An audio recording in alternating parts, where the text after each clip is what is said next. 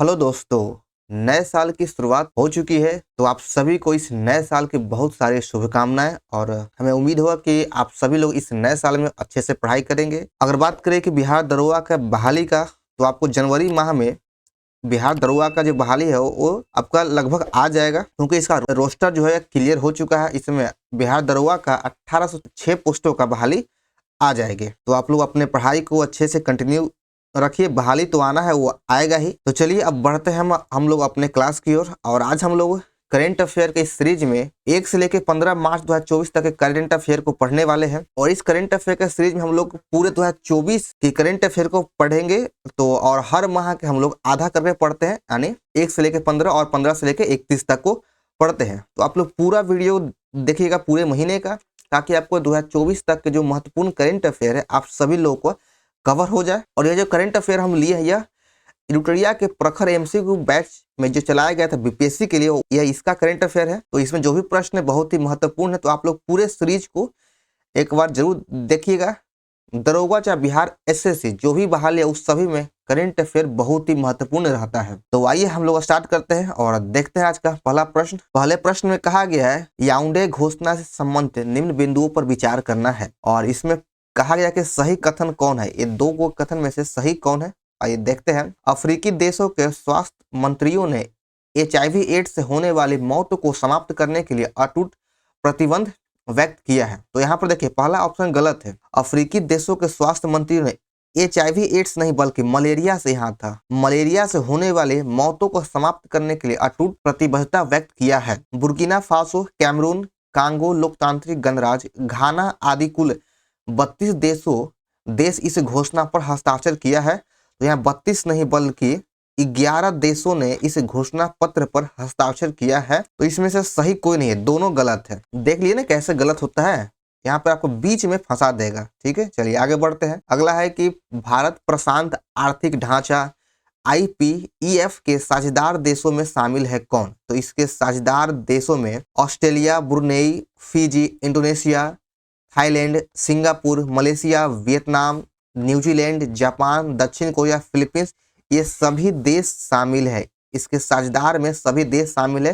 तो दो का सही हो जाएगा ऑप्शन डी, 1, 2, 3। अगला प्रश्न है, भारत की पहली शहर विशिष्ट शून्य कार्बन बिल्डिंग एक्शन प्लान की शुरू की गई है, जिसका लक्ष्य निम्न में से किस वर्ष तक इमारतों से शुद्ध कार्बन उत्सर्जन प्राप्त करना है। ये जो इमारतों से शून्य कार्बन उत्सर्जन प्राप्त करने का लक्ष्य रखा गया है, यह इसको 2050 तक रखा गया है। अगर यही पूछे कि रेलवे में शून्य कार्बन उत्सर्जन का लक्ष्य कब तक रखा गया है, तो रेलवे में 2030 तक रखा गया है। दोनों बातों के अच्छे से याद रखना है। आगे है 4 नंबर, नीति फॉर स्टेट्स प्लेटफॉर्म निम्न में से किस उद्देश्य की पूर्ति करता है।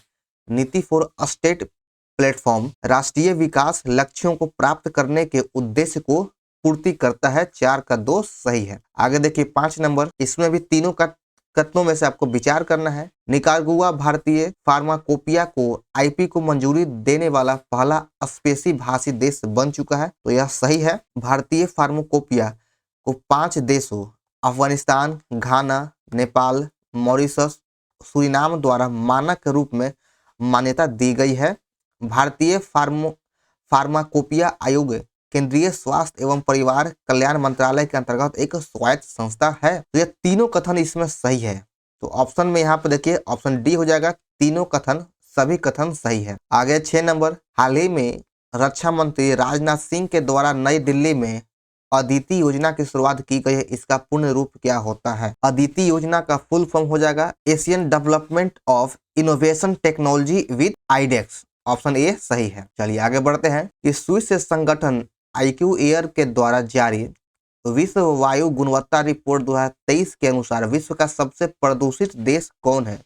तो विश्व का सबसे प्रदूषित देश अगर पूछे तो हो जाएगा बांग्लादेश। 3 नंबर हो जाएगा इसका सही उत्तर। अंतर्राष्ट्रीय बिग कैट एलायंस का मुख्यालय कहाँ स्थापित किया गया है।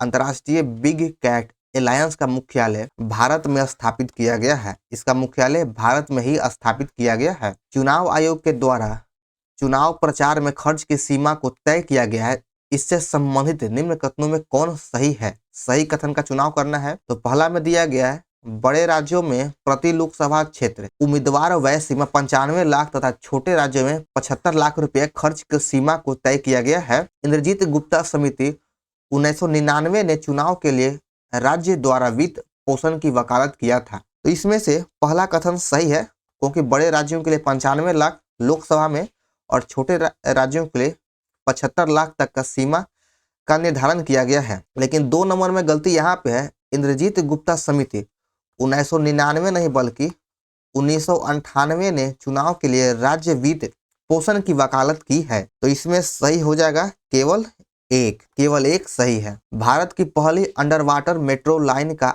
अनावरण कहाँ किया गया है?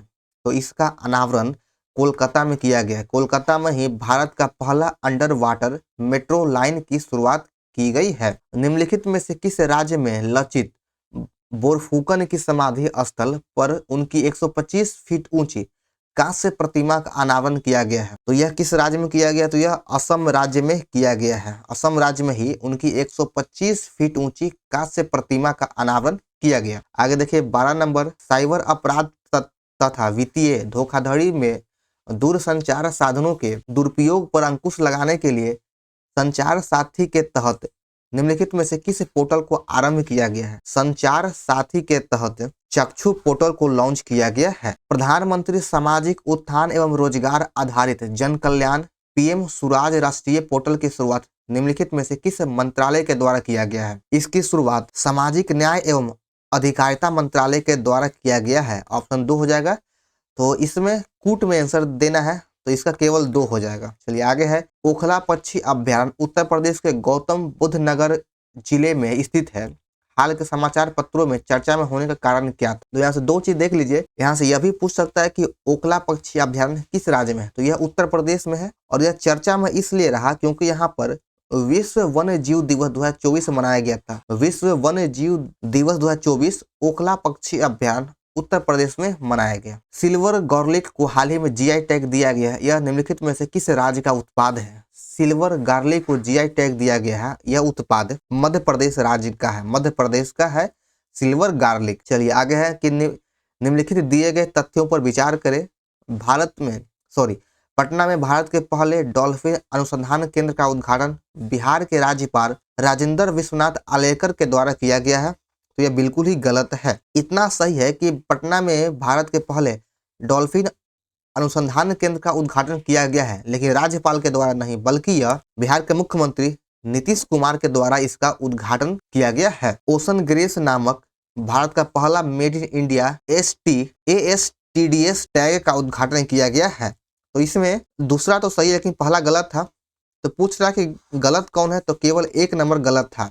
सही हो जाएगा, नीतीश कुमार के द्वारा उद्घाटन किया गया है। 13,000 फीट से अधिक ऊंचाई पर दुनिया के सबसे लंबी 2 लेन सड़क सुरंग सेला सुरंग का उद्घाटन किस राज्य में किया गया है? सेला सुरंग जो है यह लंबी 2 लेन की सड़क है और यह दुनिया के सबसे 13,000 फीट की ऊंचाई पर अधिक ऊंचाई पर दुनिया के सबसे लंबी 2 लेन की सड़क सुरंग है और इसका उद्घाटन किया गया है अरुणाचल प्रदेश में। 2 नंबर हो जाएगा। सेला सुरंग का उद्घाटन अरुणाचल प्रदेश में किया गया है। महाराष्ट्र कैबिनेट के द्वारा अहमदनगर जिले का नाम बदलकर क्या कर दिया गया है? अहमदनगर जिले का नाम बदलकर अब अहिल्या नगर कर दिया गया है। 18 का 2 सही है। 19 नंबर है कि निम्नलिखित कथनों पर विचार करना है। केरल के तिरुवनंतपुरम के एक स्कूल में भारत के पहले जेनरेटिव AI शिक्षक आईरिस को पेश किया गया है और इसे मैकर लैब्स एडुटेक की मदद से किया गया है। तो इसमें पहला कथन बिल्कुल सही है। आगे देखिए कि भारत में AI को बढ़ावा देने के उद्देश्य से केंद्रीय मंत्रिमंडल द्वारा 5 वर्षों के लिए इंडिया AI मिशन को मंजूरी दिया गया है। इंडिया AI मिशन की मंजूरी अगले 5 वर्षों के लिए दिया गया है। तो यह भी कथन सही है। तो दोस्तों इसमें से पूछ रहा है कि सही कौन है? तो सही हो जाएगा सभी उपयुक्त में से सभी। आगे देखिए 20 नंबर, मवेशी तस्करी की समस्या पर अंकुश लगाने के लिए निम्नलिखित में से किस राज्य या केंद्र शासित प्रदेश में ऑपरेशन कामधेनु लॉन्च किया गया है? ऑपरेशन कामधेनु की शुरुआत जम्मू कश्मीर में किया गया है। इस सभी ऑपरेशन को आप एक बार अच्छे से देख लीजिएगा। जो भी आप करंट अफेयर को बुक को फॉलो करते हो, स्पीडी या फिर यूटेरिया, उसको देखिएगा। सभी ऑपरेशन भी कभी कभी प्रश्न पूछता है। तो यहाँ पर ऑपरेशन कामधेनु जम्मू कश्मीर के द्वारा शुरू किया गया है। आगे भारत में पोषण पखवाड़ा 2024 कब से कब तक मनाया गया है? पोषण पखवाड़ा 2024 को 9 मार्च से लेकर 23 मार्च 2024 तक मनाया गया है। अगर आप लोग यहाँ तक पहुंच चुके हैं और अभी तक वीडियो को लाइक नहीं किए हैं तो वीडियो को लाइक कर दीजिए, और चैनल पर नया है तो चैनल को सब्सक्राइब करना ना भूले, और इस वीडियो को अपने दोस्तों ग्रुप में शेयर जरूर करें। तो आइए देखते हैं 22 नंबर में मिलान करना है। एक तरफ दिवस दिया गया और दूसरी तरफ तिथि है। तो विश्व श्रवण दिवस कब मनाया जाता है? विश्व श्रवण दिवस 3 मार्च को मनाया जाता है। राष्ट्रीय सुरक्षा दिवस 4 मार्च को मनाया जाता है। विश्व उपभोक्ता अधिकार दिवस 15 मार्च को मनाया जाता है, और अंतर्राष्ट्रीय महिला दिवस 8 मार्च को मनाया जाता है। तो इसमें सभी मिलान सही है। एक बार फिर से देख लेते हैं। विश्व श्रवण दिवस 3 मार्च को, राष्ट्रीय सुरक्षा दिवस 4 मार्च को, विश्व उपभोक्ता अधिकार दिवस 15 मार्च को, अंतर्राष्ट्रीय महिला दिवस 8 मार्च को मनाया जाता है। तो इसमें से सभी कथन सही है। सर्वश्रेष्ठ निर्देशन के लिए ऑस्कर 2024 का निम्नलिखित में से किनको दिया गया है? तो ऑस्कर पुरस्कार 2024 क्रिस्टोफर नोलन को दिया गया है। 23 का 1 सही हो जाएगा। आगे देखिए 24 नंबर, राष्ट्रपति द्रौपदी मुर्मू के द्वारा राष्ट्रीय अनुसूचित जाति आयोग NCSC का अध्यक्ष किसे नियुक्त किया गया है? राष्ट्रीय अनुसूचित जाति आयोग का अध्यक्ष किशोर मकवाना को नियुक्त किया गया है। आसिफ अली जरदारी पाकिस्तान के कौन से क्रम के राष्ट्रपति नियुक्त किए गए हैं? आसिफ अली जरदारी को पाकिस्तान का 14वां राष्ट्रपति नियुक्त किया गया है। तो वर्तमान में पाकिस्तान के नए राष्ट्रपति हो गए आसिफ अली जरदारी। आगे देखिए 26 number, Stockholm International Peace Research Institute ने trends in international arms transfer 2023 नामक रिपोर्ट के अनुसार निम्नलिखित में से कौन सा शीर्ष हथियार आयातक देश है? कौन सा देश है जो सबसे अधिक हथियारों का आयात कर रहा है? तो देखिए आयात क्रम में अगर बात करें तो पहले नंबर पे आ जाएगा भारत, दूसरे नंबर पे है सऊदी अरब दूसरे नंबर पे है, और तीसरे नंबर पे हो जाएगा कतर। लेकिन ये तीनों ऑप्शन में नहीं है, तो चौथे नंबर पे आता है यूक्रेन जो है चौथे नंबर पे है। तो इस क्रम को याद रखना, क्योंकि देखिए आपका पहले नंबर पे भारत है, दूसरे पे सऊदी अरब, तीसरे पे कतर, चौथे पर यूक्रेन है, लेकिन 3 को नहीं दिया है, यहाँ पे चौथे नंबर का दिया है, यूक्रेन का दिया है। तो इसलिए 26 का 2 हो जाएगा यूक्रेन। आगे 27 नंबर, हाल ही में संयुक्त राष्ट्र विकास कार्यक्रम UNDP द्वारा संयुक्त राष्ट्र मानव विकास सूचकांक 23-24 जारी किया गया है, और इस सूचकांक में शीर्ष प्रदर्शनकर्ता देश कौन है? तो इसमें शीर्ष पे हो जाएगा स्विट्जरलैंड। 27 का 4 नंबर सही है, स्विट्जरलैंड। मोहम्मद मुस्ताफ को हाल ही में निम्नलिखित में किस देश का नया प्रधानमंत्री नियुक्त किया गया है? मोहम्मद मुस्तफा को फिलिस्तीन का नया प्रधानमंत्री नियुक्त किया गया है। निम्नलिखित में से किन्हें भारतीय चुनाव आयोग के द्वारा राष्ट्रीय विकलांगता आइकॉन के रूप में घोषित किया गया है? राष्ट्रीय विकलांगता आयोग का आइकॉन शीतल देवी को घोषित किया गया है। 29 का 1 नंबर सही है। और इस ऑप्शन में जो आप चारों नाम देख रहे हैं, शीतल देवी, नीतीश कुमार, धर्मवीर, अवनी लेखरा, इन सभी का संबंध पैरा ओलंपिक गेम से है। शीतल देवी का संबंध तीरंदाजी से है, नीतीश कुमार का संबंध बैडमिंटन से है, धर्मवीर का संबंध एथलेटिक्स से है, और अवनी लेखरा का संबंध शूटिंग से है। कभी कभी इससे ही पूछता है कि किसका संबंध किससे है, तो इसको भी देख लेना है। आगे बढ़ते हैं 30 नंबर, दिए गए कथनों पर विचार करना और कौन सा कथन गलत है। गलत कथन का चुनाव करना है। भुवनेश्वर में भारत के पहले इंडोर एथलेटिक और जलीय केंद्र का उद्घाटन किया गया है। तो बिल्कुल सही है यह गलत नहीं है, सही है। भुवनेश्वर में ही पहले इंडोर एथलेटिक और जलीय केंद्र का उद्घाटन किया गया है। केंद्रीय जनजाति मंत्रालय के द्वारा झारखंड के सरसावा जिले के पदमपुर में जनजातीय संस्कृति और विरासत के संरक्षण और संवर्धन केंद्र का उद्घाटन किया गया है। तो इसमें से दोनों कथन सही है, गलत कोई नहीं है। 30 का हो जाएगा ऑप्शन नंबर 3, ना तो 1 और ना ही 2 गलत है। हाल ही में विश्व बैंक के द्वारा महिला व्यवसाय और कानून 2023 रिपोर्ट जारी किया गया है। इससे संबंधित तथ्यों पर विचार करें। यह रिपोर्ट 190 अर्थव्यवस्था में महिलाओं के आर्थिक अवसर को प्रभावित करने वाले कानून और विनियमों का विश्लेषण करता है। वैश्विक स्तर पर केवल 14 देशों ने परफेक्ट 100 स्कोर किया है। इस रिपोर्ट में निम्न मध्यम आय समूह देश के भारत का स्कोर 74.4 है। तो इसमें से सही कौन हो जाएगा? तो सभी कथन सही है। चलिए आगे है, इसमें भी चुनाव करना है कि सही कथन कौन है। चीन, पाकिस्तान तथा रूस की नौसेना बलों ने हाल ही में ओमान की खाड़ी के पास मैरीटाइम सिक्योरिटी बेल्ट 2024 नामक एक संयुक्त सैन्य अभ्यास की शुरुआत की है। तो यह तो सही है, इसकी शुरुआत किया गया, लेकिन चीन, पाकिस्तान, रूस नहीं, बल्कि चीन, ईरान और रूस ये 3 देश के मिलकर किया है, चीन, ईरान और रूस। तो पहला गलत है। खाद्य स्वच्छता पर आयोजित कोडेक्स समिति के 54वें सत्र का आयोजन 11 से 15 मार्च 2024 को नैरोबी केन्या में आयोजित किया गया है। तो इसमें से केवल 2 नंबर सही है, बाकी पहला गलत है। आगे देखिए, निम्नलिखित में से किस देश को मजलिस एंड रूबेला चैंपियन पुरस्कार से सम्मानित किया गया है? मजलिस एंड रूबेला चैंपियन पुरस्कार से भारत को सम्मानित किया गया है। इसका 1 नंबर सही है। आगे देखिए, चुनाव आयुक्त की नियुक्ति मुख्य चुनाव आयुक्त एवं अन्य चुनाव आयुक्त अधिनियम 2023 के तहत एक चयन समिति में कौन शामिल नहीं है? तो इस जो है मुख्य चुनाव आयुक्त एवं अन्य चुनाव आयुक्त की चयन समिति में किसको शामिल नहीं किया गया था? तो इसमें भारत का मुख्य न्यायाधीश को शामिल नहीं किया गया। बाकी प्रधानमंत्री, केंद्रीय कैबिनेट मंत्री और लोकसभा के विपक्ष के नेता, इन तीनों को शामिल किया गया है। भारत के मुख्य न्यायाधीश को शामिल नहीं किया गया, इसलिए इसका हो जाएगा ऑप्शन डी केवल 4। निम्नलिखित दिए गए तथ्यों में कौन सा तथ्य सही नहीं है? तो 35 का दिया गया है कि पर्यटन के लिए कश्मीर में जमीन खरीदने वाला महाराष्ट्र भारत का पहला राज्य बन चुका। तो हाँ, बिल्कुल सही है यह। तेलंगाना की राज्यपाल तमिलसाई सुंदरराजन ने अपने पद से त्यागपत्र दे दिया था। तो यह भी सही है। इसमें से दोनों कथन सही हो जाएगा, ऑप्शन डी इसका सही उत्तर है। आगे देखिए 36, निम्नलिखित में से किन को अंतर्राष्ट्रीय महिला दिवस के अवसर पर भारत के राष्ट्रपति के द्वारा राज्यसभा के लिए नामित किया गया है? राज्यसभा के लिए नामित सुधा मूर्ति को किया गया अंतर्राष्ट्रीय महिला दिवस के अवसर पर। और अंतर्राष्ट्रीय महिला दिवस 8 मार्च को मनाया जाता है प्रतिवर्ष। Bharat European free trade association के एक व्यापार एवं आर्थिक साझेदारी समझौतों पर हस्ताक्षर किए यूरोपियन फ्री ट्रेड एसोसिएशन निम्नलिखित में से किन देशों का अंतर सरकारी संगठन है? तो 37 का सही आंसर हो जाएगा, ऑप्शन डी इसका सही उत्तर। इनमें से सभी आइसलैंड, लिंक्टेनस्टीन, नॉर्वे और स्विट्जरलैंड, इस सभी उत्तर सही है। चलिए आगे बढ़ते हैं, देखते हैं 38 नंबर। निम्नलिखित में से किन कंपनी ने ग्रीन हाइड्रोजन प्लांट में अपना पहला स्वदेशी निर्मित इलेक्ट्रोलाइजर की शुरुआत किया है? तो इसकी शुरुआत किसके द्वारा किया गया है? तो ग्रीन हाइड्रोजन प्लांट में अपना पहला स्वदेशी निर्मित इलेक्ट्रोलाइजर की शुरुआत लार्सन एंड टूब्रो कंपनी के द्वारा किया गया है। तो सही उत्तर हो जाएगा लार्सन एंड टूब्रो। आगे देखिए 39 नंबर। अरुणाचल प्रदेश में सर्विसेज ने गोवा को हराकर 77वां संतोष ट्रॉफी जीता है। 39 का 1 सही है। मुंबई के द्वारा विदर्भ को हराकर रणजी ट्रॉफी 2023-24 का खिताब जीत लिया गया है और यह मुंबई का 42वां खिताब है। तो इसमें से दोनों सही है, गलत कोई भी नहीं है। और पूछ रहा कि गलत कोई कौन है?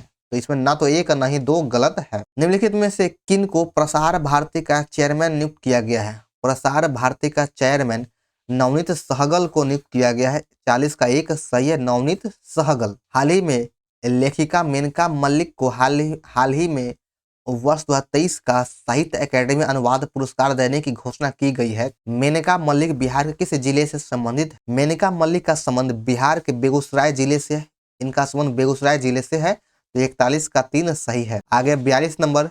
बिहार के किस व्यक्ति को culture ambassador of the year award से सम्मानित किया गया है? Culture ambassador of the year award से मैथिली ठाकुर को सम्मानित किया गया है। 42 का 2 सही है, मैथिली ठाकुर। बिहार के नालंदा निवासी कपिल देव प्रसाद का निधन हो गया है। उन्हें निम्नलिखित में से किस पुरस्कार से सम्मानित किया गया है? कपिल देव प्रसाद को पद्मश्री, यहाँ पद्मश्री होगा, पद्मश्री से सम्मानित किया गया है। 43 का 3 सही है। आगे 44 नंबर। टूरिज्म सर्वे और अवार्ड 2023 समारोह में टेस्ट कैटेगरी में बिहार के किन स्थलों को best emerging festival destination award दिया गया है? तो इसमें वाल्मीकि टाइगर रिजर्व, कैमूर की पहाड़ी और सोनपुर मेला, ये तीनों को यह best emerging festival destination award दिया गया है। तो इसका सही उत्तर हो जाएगा ऑप्शन डी 1, 2 और 3 सभी। 45 है कि निम्नलिखित कथनों पर विचार करें। 1985 बैच के IAS अधिकारी ब्रजेश मल्होत्रा को हाल ही में बिहार का नया मुख्य सचिव नियुक्त किया गया है। तो यह तो सही है कि बिहार के नया मुख्य सचिव ब्रजेश मल्होत्रा को नियुक्त किया गया है, लेकिन इसमें गलत यहाँ पर है। यह 1985 नहीं बल्कि 1989 बैच के IAS अधिकारी है। तो पहला ऑप्शन गलत हो गया है। बाकी देखते हैं आगे। 1990 बैच के IAS अधिकारी चैतन्य प्रसाद को नया विकास आयुक्त नियुक्त किया गया है। तो 2 नंबर सही है। तो केवल 2 सही, बाकी पहला गलत है।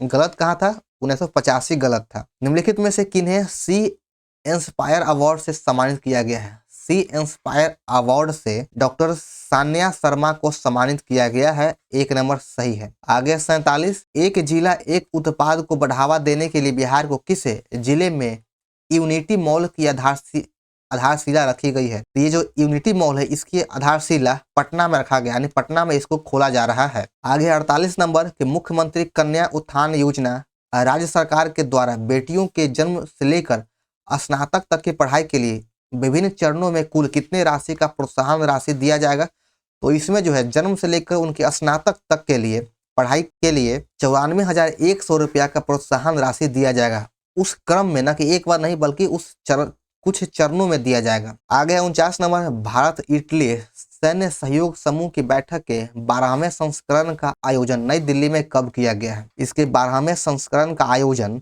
12 से लेकर 13 मार्च 2024 तक किया गया है। 49 का 3 सही है। आगे देखिए 50 नंबर, निम्नलिखित में से किस देश में भारत के जन औषधि पहल में शामिल होने वाला पहला देश बन चुका है। जन औषधि पहल में शामिल होने वाला पहला देश कौन है।